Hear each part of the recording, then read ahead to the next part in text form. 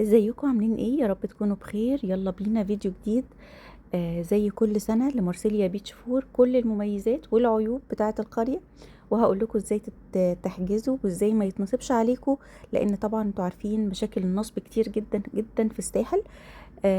وناس كتير بتضيع عليها فلوس بمبالغ كبيرة. فاول حاجة يلا بينا بقى نشوف الطريق. هنا احنا وصلنا الساحل ومسكنا الطريق البطيء بتاع القرى، ما تمشوش غير فيه ولا تطلعوا كباري ولا تنزلوا كباري علشان ما تتوهوش وتلفوا لفات كبيرة. اول حاجة علشان ما يتنصبش عليكم ابدا، الكارنيه وصورة البطاقة عمرهم ما كانوا اثبات ان انت بتضمن حقك، لان كل بوستات النصب اللي بتلاقوها بيبقى فيها الكارنيه والبطاقة. طيب انا اتاكد ازاي ان اللي بحجز معاه ده مش نصاب؟ اول حاجة لازم يكون الاكونت قديم ويكون عليه فولورز كتير. تاني حاجة سكرين شوت من الاكونت وتسأل عنه في الجروبات بتاعة القرية نفسها، وتكون حاطط كمان لو بتتواصل معاه على الواتساب يبقى الاكونت بتاع الفيسبوك مع رقم الواتساب الاتنين مع بعض، وتسأل عنه في الجروبات بتاعة القرية وشوف الناس هتقولك اذا كان ثقة ولا لا. احنا هنا كده وصلنا. اول ما وصلت البوابات بتاعة زهرة بدخل الشارع اللي جنبها يمين، الشارع ده هو شارع مارسيليا بيتش فور. بطلع هنا مكتب الإدارة، بخلص بدفع الخدمات وبدفع التأمين وبدفع البريسلت، وبعد كده بتصل بالمالك أو اللي هيسلمني وببدأ إن أنا أستلم الشاليه. هنا في أول القرية هتلاقوا مطعم نعمة، وهتلاقوا صيدلية العزبي، وهتلاقوا محل فطير ومحل سمك، وده السوبر ماركت بكل الحاجات اللي فيه. حاولت إن أنا أصور لكم كل حاجة ممكن تكون موجودة جوه السنة دي علشان تبقوا عارفين. في ألبان، في جبن، في مجمدات، كل أنواع المنظفات والمناديل، فحم، مخبوزات، خضار، سناكس للولاد، ايس كريم وميه وعصاير. وعايزه اقول لكم ان اسعاره زي الاسعار العاديه جدا، مش غاليه. هنا بقى ده العماره، ده مدخل العماره. عايزه اقول لكم العمارات كل يوم بتتمسح، يعني السلم بتاع العماره كل يوم بيتمسح. وده كده الشاليه. الشاليه ده طبعا انا حاجزاه من حبيبتي طبعا مدام عبير. زي كل سنه هي اول حد اتعرفت عليه في مارسيليا، وزي كل سنه متعوده ان انا انزل معاها. هي حد معروف جدا هناك، وعندها جروب كبير جدا على الفيسبوك للحجز، يعني الشاليهات في الساحل وكده. وهي بتشغل معاها بروكر كتير، وهي اللي علمتني الشغل في مارسيليا وعرفتني كمان على ناس كتير. والحمد لله دلوقتي انا بتعامل مع اغلب الاونرز اللي هناك، ومعايا كل الشاليهات والفلل والقصور اللي هناك تقريبا.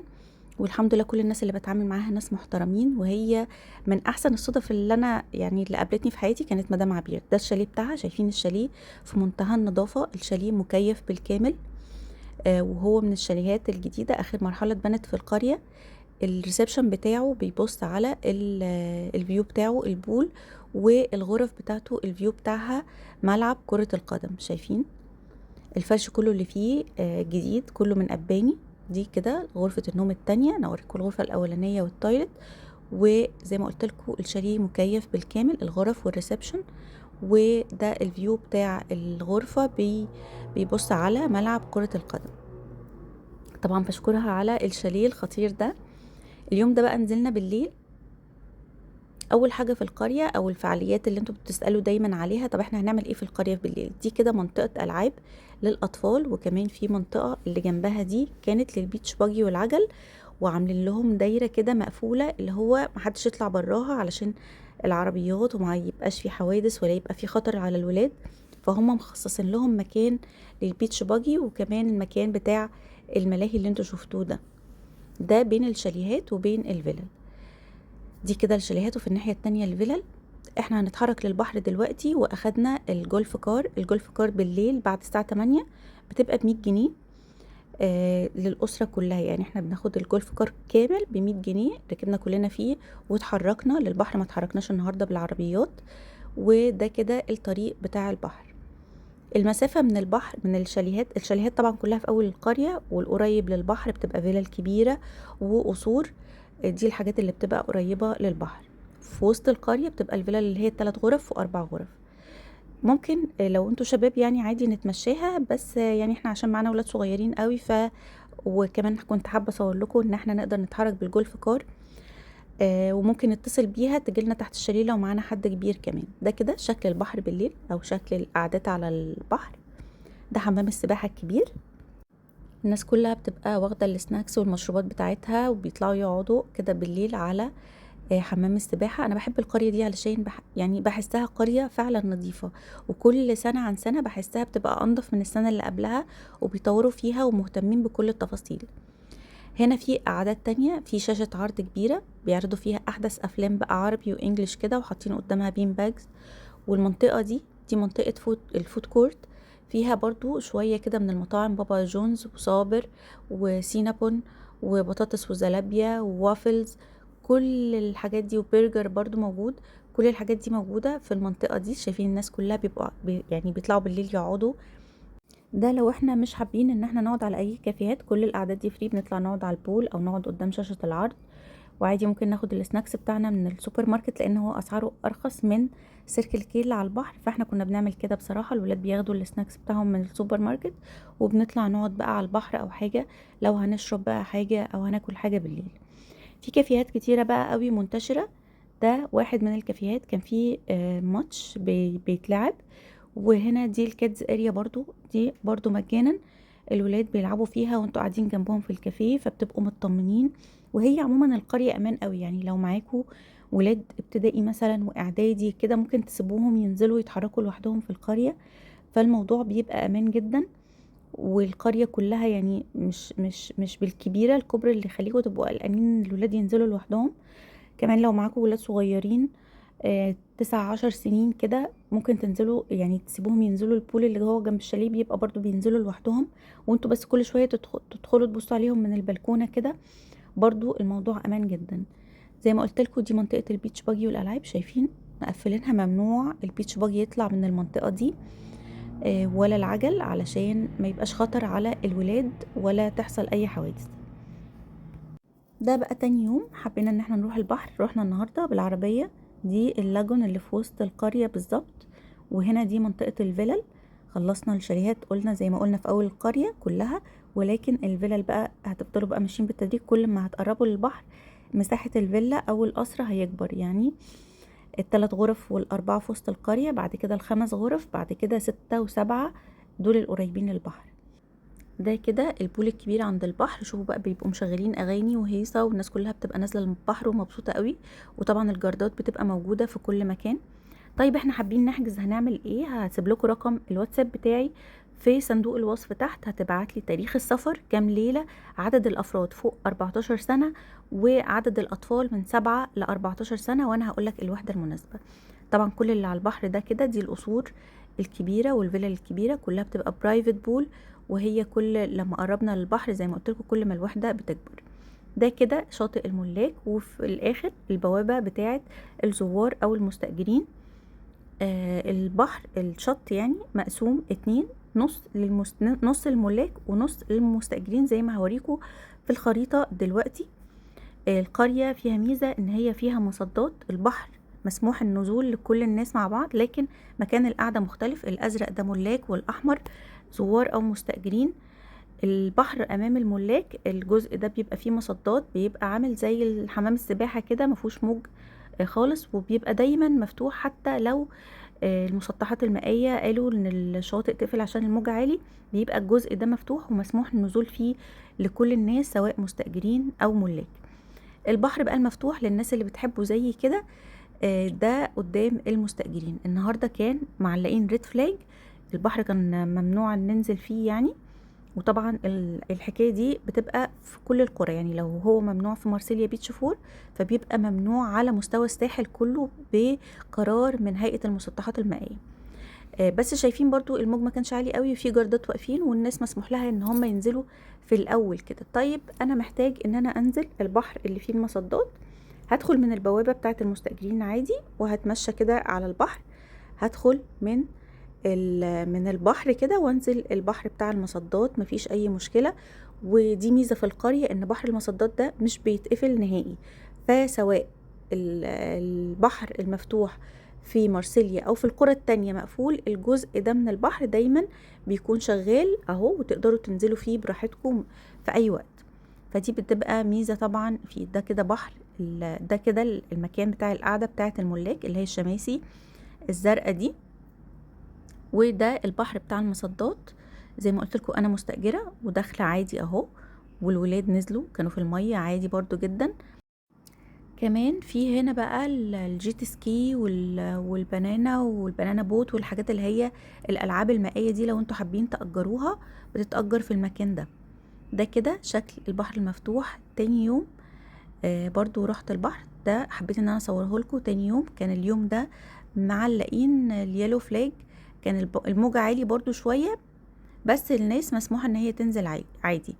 طبعا لو البحر مقفول في القرية زي ما قلت لكم بيبقى مقفول في الساحل كله، بس انتوا عندكم ميزة ان في جزء المصدات تقدروا تنزلوا فيه.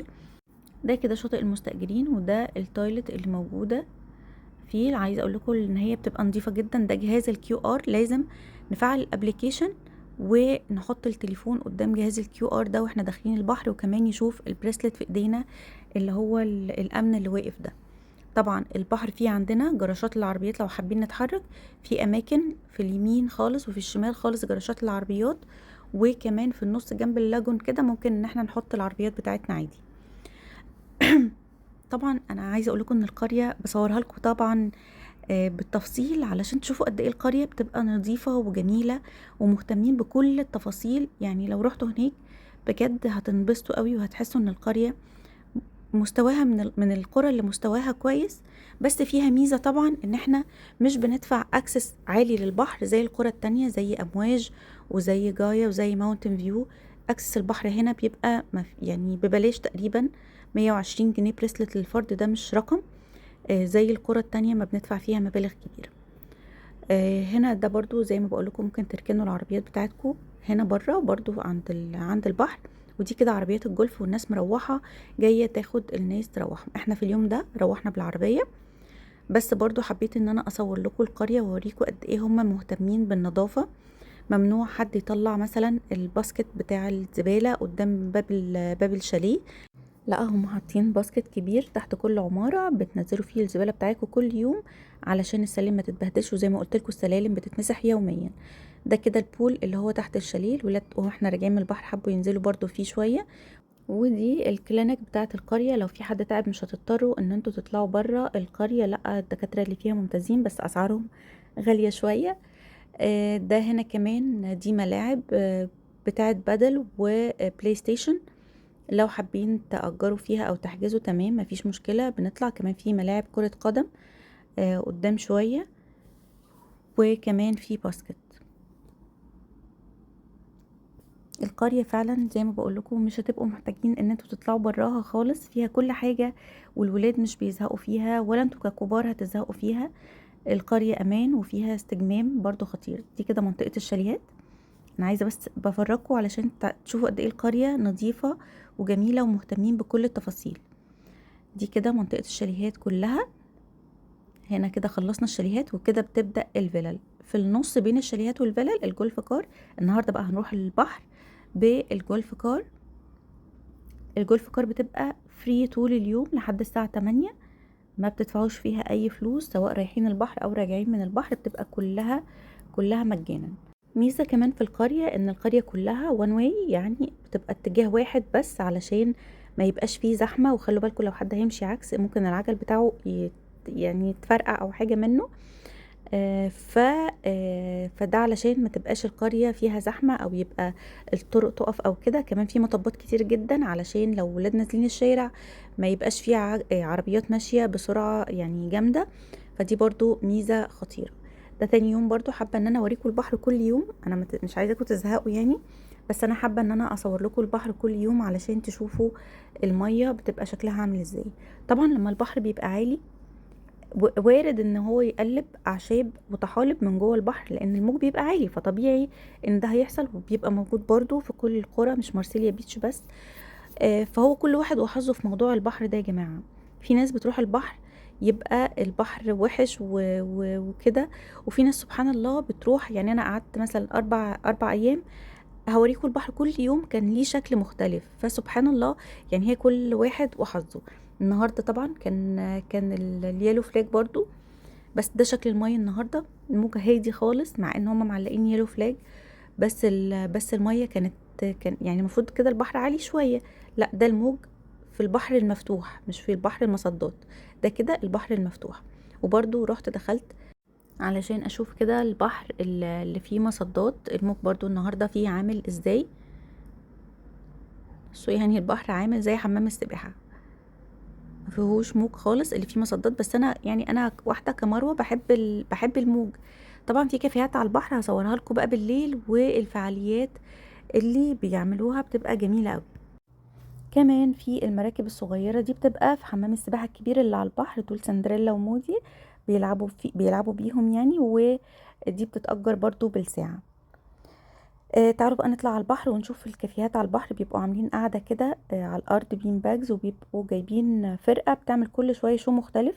بيبقى فيه فاير شو، وبيبقى الفاير شو ده أنا هتلاقوه على الجروب بتاعي على الفيسبوك.